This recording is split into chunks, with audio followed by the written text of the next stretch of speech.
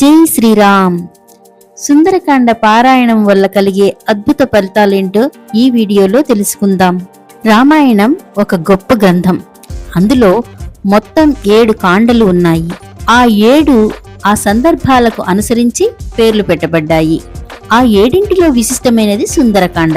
ఆంజనేయుడు సముద్రాన్ని దాటి లంకను చేరుకుని సీతను వెతికి కనుక్కుని తరువాత లంకను దహనం చేసి సీత ఎక్కడుంది అనే విషయాన్ని రాముడికి తెలియచెప్పడం ఈ సుందరకాండ సారాంశం.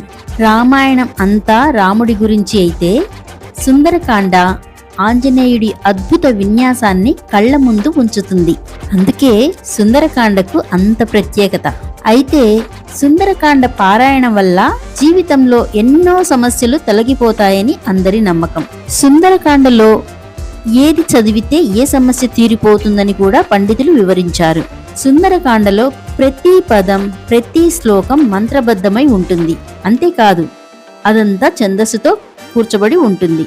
సుందరకాండను భక్తితో చదివినా విన్నా నిత్యం పారాయణం చేసినా ప్రవచించిన బాధలు కష్టాలు తొలగిపోతాయి, రోగాలు నయమైతాయి, భయాలు పోతాయి, మనశ్శాంతి కలుగుతుంది, మృత్యు భయం పోతుంది. లంకా విజయం చదివితే భూత ప్రేతాదుల భయంతో ఉన్న వాళ్లను హనుమంతుడు రక్షిస్తాడు. హనుమ నిర్వేదం చదివితే బుద్ధిమాంద్యం సమస్యలున్న వారికి ఆ సమస్య తొలగిపోతుంది.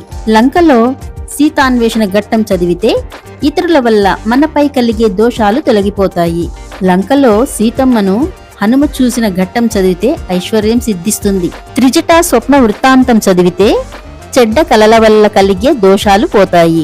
సీతారావణ సంవాదం చదివితే మంచి బుద్ధి కలుగుతుంది. సీతా హనుమ సంవాదం చదివితే దూరమైపోయిన బంధువులు తిరిగి కలుస్తారు. అంగుళీక ప్రధానం చదివితే కష్టాలు తగ్గుతాయి. కాకానుగ్రహం చదివితే తెలిసి తెలియక ఎప్పుడైనా రాముడి విషయంలో ఏవైనా తప్పులు చేసి ఉంటే అవి తొలగిపోతాయి. చూడామణి ప్రధానం చదివితే బ్రహ్మజ్ఞానం కలుగుతుంది. కింకరాది రాక్షసులను హనుమ వధించిన ఘట్టాలు చదివితే శత్రువుల మీద విజయం సాధిస్తారు.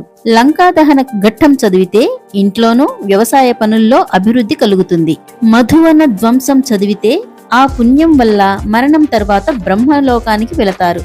సీతా సందేశాన్ని రాముడికి నివేదించడం చదివితే అనుకున్న పనులు అన్నీ నెరవేరుతాయి.